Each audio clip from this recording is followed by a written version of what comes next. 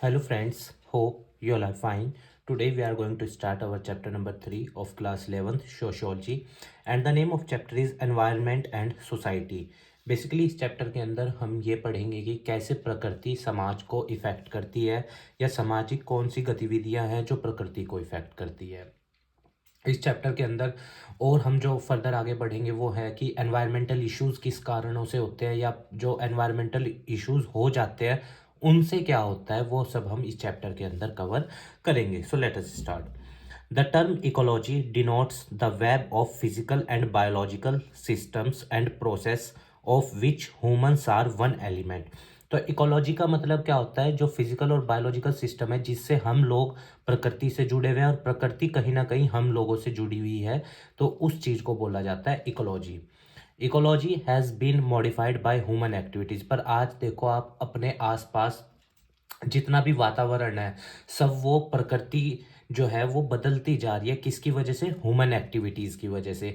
जैसे पेड़ कट रहे हैं या पॉल्यूशन है, एयर पॉल्यूशन या वाटर पॉल्यूशन या जो और एनवायरमेंटल नुकसान ह्यूमन एक्टिविटी की वजह से प्रकृति को पहुंच रहा है, उससे क्या होता है, एरिडिटी और flood proneness is often produce by human intervention. और कई बार जो बाढ़ आती है या कई बार जो नेचुरल डिजास्टर्स हो जाते हैं या जो नेचुरल क्लाइमिटीज़ है या फिर जो नेचुरल प्रॉब्लम्स हैं वो भी कई बार कहीं ना कहीं ह्यूमन एक्टिविटीज़ की वजह से ही होती है। जैसे फॉर एग्जांपल कि अगर मान लो पॉल्यूशन बढ़ रहा है, एयर पॉल्यूशन, तो उससे क्या होगा, ओजोन डिप्लेशन होगा स्ट्रेटोस्फेयर लेयर में। तो उससे क्या होगा, जो ग्लोबल वार्मिंग है, जो अर्थ का एवरेज टेम्परेचर है वो बढ़ जाएगा। फिर बारिशें होंगी या जो जब टेम्परेचर बढ़ेगा तो सी लेवल भी बढ़ जाएगा, क्योंकि जो बड़े बड़े ग्लेशियर हैं बर्फ़ के वो पिघलेंगे। उससे क्या होगा, फिर सी लेवल बढ़ने से बाढ़ आएगी। तो कहने का मतलब क्या है, कहीं ना कहीं नेचुरल डिजास्टर्स जब प्रकृति अपने आप को बैलेंस करती है तो वो इस वजह से ही होता है कि ह्यूमन इंटरवेंशन की वजह से। हर केस में ऐसा नहीं है, कुछ केस में नेचुरली होते हैं जहाँ पे ह्यूमन इंटरवेंशन नहीं होता तब भी हो जाते हैं, पर हम आम केस की बात कर रहे हैं। Different relationship between environment and society also reflect different social values and norms as well as knowledge system। देखिए हर समाज की प्रकृति के साथ जो रिलेशनशिप है वो अलग अलग है। जैसे अगर कमर्शियल पर्पज से देखें हम तो प्रकृति से रिसोर्स लेने के उसमें है, पर वहीं अगर हम उस कम्युनिटी की बात करें जो नेचर को मदर गॉड मानती है तो उसके लिए प्रकृति की वैल्यू, एनवायरनमेंट की वैल्यू अलग है। तो डिफरेंट इंडिविजुअल्स के लिए डिफरेंट प्रकृति का एस्पेक्ट है और नॉलेज का लेवल भी हर उसका क्या है, इंडिविजुअल का, ग्रुप का, सोशल वैल्यूज़ क्या है, अलग है। Social environment as a two-way process. Social environment emerged from interaction between biophysical ecology and human interventions। तो सामाजिक एनवायरनमेंट कब बनता है? जब इंसान और प्रकृति के बीच क्या होता है, इंटरेक्शन होता है। अब इंसान प्रकृति से कैसे इंटरेक्ट करता है? For the exploitation of resources और for obtaining the natural resources और for degradation of the forest या फिर प्लांट एफोरेस्ट्रेशन के जरिए भी हम प्रकृति से क्या करते हैं, इंटरेक्ट करते हैं। This is two way process just as nature shape society. जैसे प्रकृति समाज को शेप देती है, रिसोर्सेज देती है, इसी तरह समाज प्रकृति को शेप देता है। पर जनरली हमने अपने आसपास देखा है या इतने सारे जो G7 ग्रुप्स बने हुए हैं, तो वो सब क्यों बनाए गए हैं? क्योंकि जो इंसान ने प्रकृति को शेप दी है वो थोड़ा नेगेटिव फैक्टर ज़्यादा है in comparison of positive factor. Nature's effect society. अब नेचर कैसे इफेक्ट करता है सोसाइटी को? Nature affects society in such a way that human schedule their wearing style and their living style are according to the nature of the region. एक particular एक area की प्रकृति कैसी है उसी पे ही लोगों का रहन सहन, खाना पीना होता है। डिपेंड करता है कि एक एरिया में आसपास कौन से पेड़ पौधे हैं, कौन से एनिमल्स हैं, तो उसी से ही सोसाइटी का स्ट्रक्चर भी डिफाइन होता है। तभी तो आप देखो इंडिया के अंदर हमें इतनी सारी डाइवर्सिटी देखने को मिलती है। क्यों मिलती है? क्योंकि हर जगह की प्रकृति क्या है, अलग है, तो लोगों का रहने खाने का तरीका भी क्या है, अलग है। अब सोसाइटी कैसे अफेक्ट करती है नेचर को? Society facts nature through urbanisation and industrialisation. Urbanisation मतलब जैसे आजकल आपने देखा होगा नई नई कॉलोनीज बन रही हैं, फ्लैट्स बन रहे हैं या प्लॉट्स कट रहे हैं, तो उससे क्या हो रहा है, प्रकृति को नुकसान पहुंच रहा है। और इंडस्ट्रियलाइजेशन तो आप जानते ही हो, जितनी ज़्यादा फैक्ट्री लगेंगी उतना ज़्यादा नेचुरल रिसोर्सेज की हमें ज़रूरत पड़ेगी और उतना ही ज़्यादा पॉल्यूशन भी जनरली क्रिएट होगा। अब अर्बनाइजेशन और इंडस्ट्रियलाइजेशन जरूरी भी है करना। क्यों? क्योंकि इंसान का लाइफ इन्हीं चीज़ों से चलता है। पर हमें नेगेटिव कॉन्सिक्वेंसेस को भी ध्यान में रख के अर्बनाइजेशन और इंडस्ट्रियलाइजेशन करना है। Human actions has modified ecology. अब इंसानों ने प्रकृति को क्या किया है, बहुत ज़्यादा प्रभावित किया है। जैसे what appears to be natural feature of environment is often produce by human inter. जैसे बाढ़ आती है, अब वो बाढ़ आई किस वजह से, अगर हम एक जनरल एस्पेक्ट समझें कि सी लेवल बढ़ने की वजह से जनरली आती है या पानी का स्तर बढ़ रहा है, तो उस वजह वो हुए किस कारण से, कहीं ना कहीं ह्यूमन इंटरवेंशन के कारण से, या और जो प्रॉब्लमेटिक सिचुएशंस आ जाती हैं।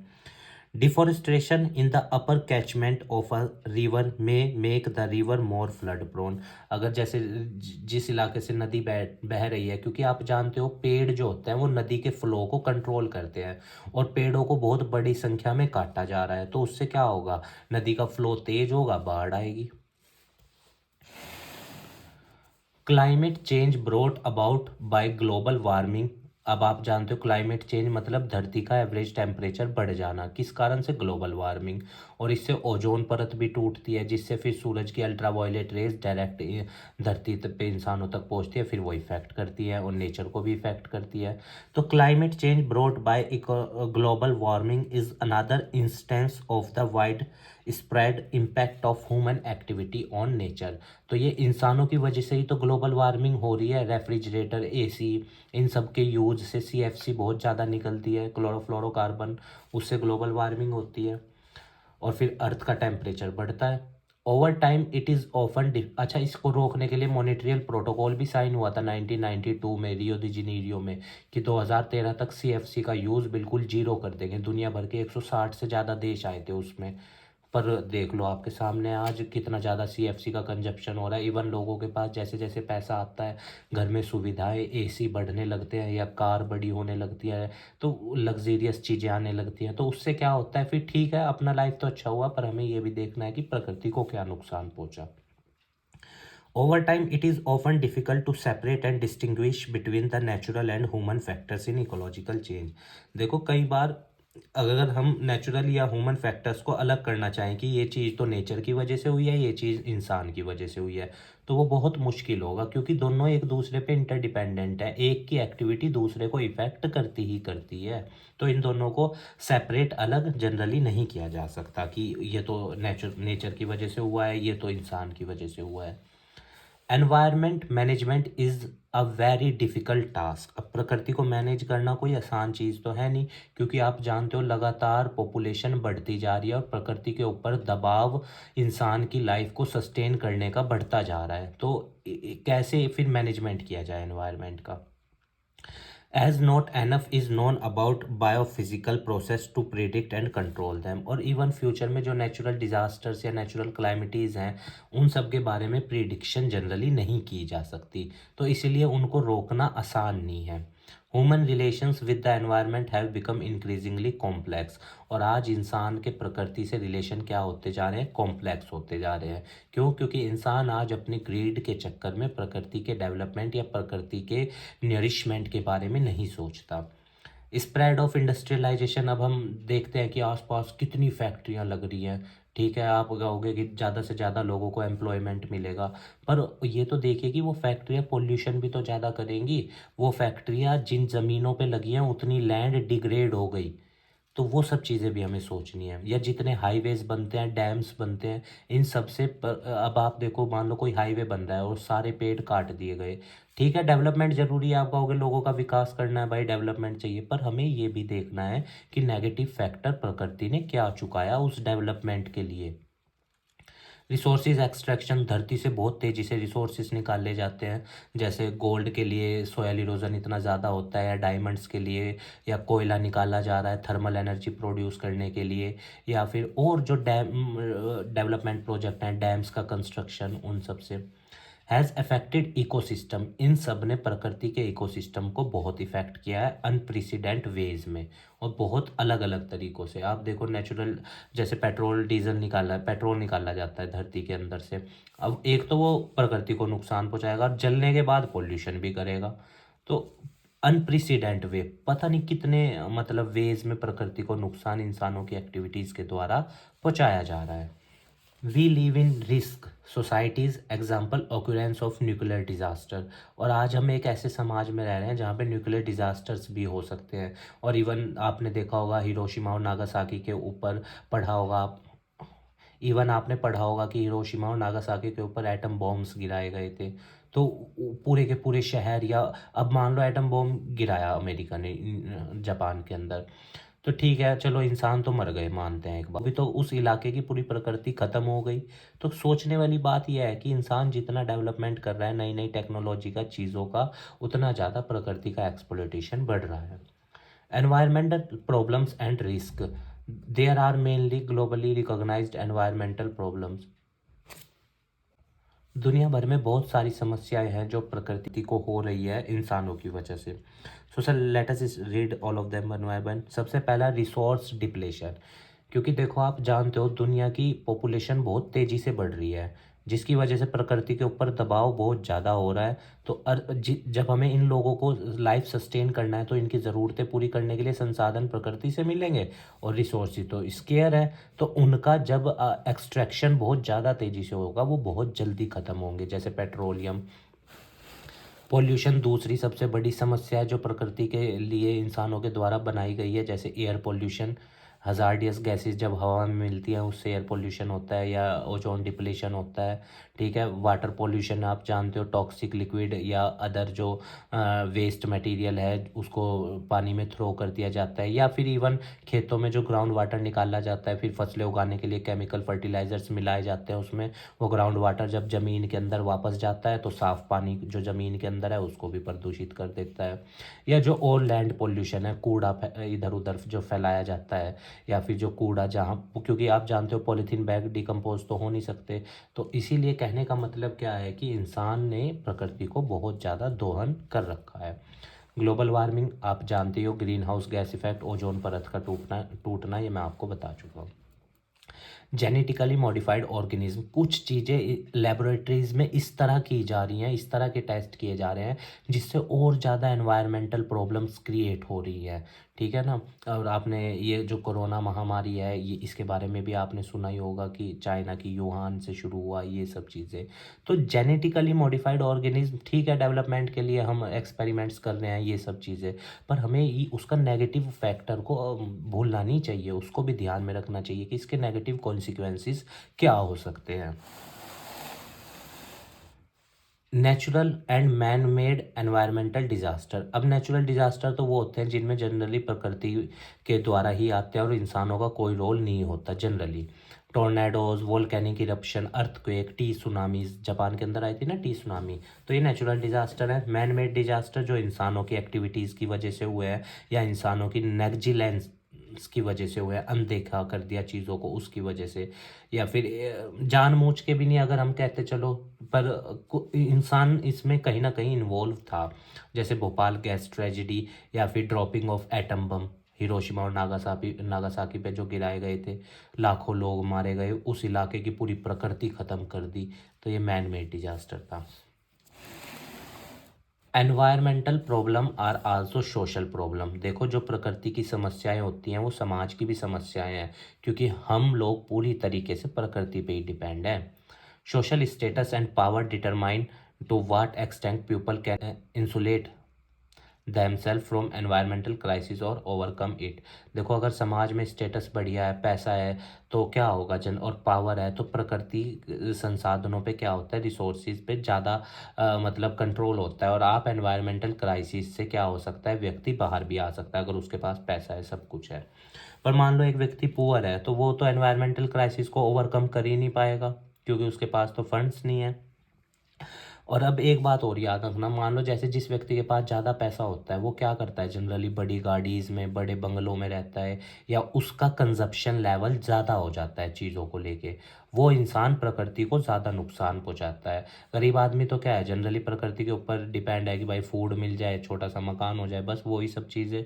पर जो लग्जीरियस लाइफ जी रहे हैं, या वो लोग जैसे उनकी गाड़ियाँ लग्जीरियस हैं। अब हालांकि मैं जानता हूँ इंडियन कॉन्स्टिट्यूशन में आर्टिकल 19 में फ्रीडम है, आर्टिकल 21 में right to life and personal liberty है, पर मैं आपको एक एनवायरनमेंट के वे में चीज़ समझाना चाह रहा हूँ।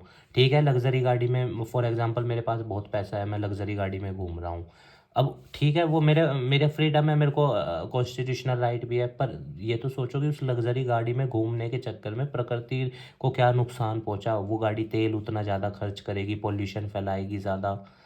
तो कहने का मतलब क्या है, जैसे जैसे स्टेटस बढ़ता जाता है रिसोर्सेज का कंजप्शन भी ज़्यादा होता है। डेवलपमेंट प्रोजेक्ट्स कुछ को तो फ़ायदा पहुंचाते हैं, पर जो पुअर और गरीब व्यक्ति है उसको समाज में नुकसान ही पहुंचता है डेवलपमेंट प्रोजेक्ट्स की वजह से, क्योंकि वो तो कभी उस चीज़ की सुविधा ही नहीं ले पाते। For example, environment society conflicts. अब प्रकृति और सोसाइटी के बीच में कन्फ्लिक्ट्स कैसे होते हैं, जैसे different social groups stand in different relationship. समाज के अंदर हर तरह का व्यक्ति है। एक व्यक्ति ऐसा है जो प्रकृति को बचाना चाहेगा, और दूसरा व्यक्ति ऐसा है जो प्रकृति को मतलब नुकसान पहुंचाना चाह रहा है, चाहे ग्रीड की वजह से अपने, चाहे इंटेंशनली और अनइंटेंशनली, कैसे भी। तो हर तरह का व्यक्ति है। जैसे पावरफुल लोगों के पास रिसोर्सेज पे ज़्यादा कंट्रोल होता है दूसरे व्यक्तियों के मुकाबले में। अगर हम देखें तो पावरफुल व्यक्ति तो अपने डेवलपमेंट के लिए, अपने रिसोर्स के लिए, अपने विकास के लिए प्रकृति का एक्सप्लॉइटेशन ज़्यादा करेगा, और दूसरा व्यक्ति नहीं करेगा। या जो व्यक्ति प्रकृति को अपनी मदर नेचर मानता है, वो प्रकृति को प्रोटेक्ट करने की रक्षा करेगा, प्रोटेक्ट करने की कोशिश करेगा, ताकि उसकी प्रकृति को नुकसान ना पहुंचे। और हमने बहुत सारे आंदोलन देखे भी हैं अपने इंडिया के अंदर, जैसे चिपको आंदोलन था जो पेड़ों को बचाने से रिलेटेड था, या फिर नर्मदा बचाओ आंदोलन मेधा पातेकर जी के द्वारा शुरू किया गया था। ठीक है ना। तो इस तरह के आंदोलन क्यों चलाए गए लोगों के द्वारा, क्योंकि समाज में हर तरह का व्यक्ति है जो प्रकृति से, एक प्रकृति से फ़ायदा उठाना चाहता है, तो दूसरा व्यक्ति प्रकृति को प्रोटेक्ट करने वाला भी है। तो कहीं ना कहीं फिर कन्फ्लिक्ट्स होते हैं चीज़ों को लेकर। दस, environmental crisis have their roots in social inequalities. तो प्राकृतिक प्रॉब्लम जो होती है वो किस वजह से होती है, सोशल इनइक्वालिटीज़ की वजह से। अमीर व्यक्ति क्या होता है, उसके बड़े बड़े घर होते हैं, उसके घर हर कमरे में एसी है, गाड़ियाँ हैं बहुत सारी, तो वो पोल्यूशन ज़्यादा क्रिएट हो रहा है, उससे प्रकृति को ज़्यादा नुकसान पहुंच रहा है। गरीब व्यक्ति तो जनरली अपना सस्टेन करना चाहता है लाइफ को, कि बस इतना हो जाए कि खाना पीना हो जाए सही से, तो उसके मुकाबले में वो कम प्रकृति को नुकसान पहुंचाता है। तो उम्मीद है गाइस आपको ये चैप्टर समझ में आया होगा। हालांकि बेसिक ये चैप्टर बहुत छोटा था, मेन इस चैप्टर का मतलब आपको ये समझाना था कि प्रकृति को हमें प्रकृति को बचाना है, इस प्रकृति को सेव करके रखना है, सस्टेनेबल डेवलपमेंट करना है, ताकि हम संसाधनों का यूज़ इस वे में करें कि आने वाली जनरेशन्स के लिए भी वो बच सके। ये नहीं कि अपनी ग्रीड्स के चक्कर में प्रकृति को बस नुकसान पहुँचाते रहो, ऐसा नहीं करना है।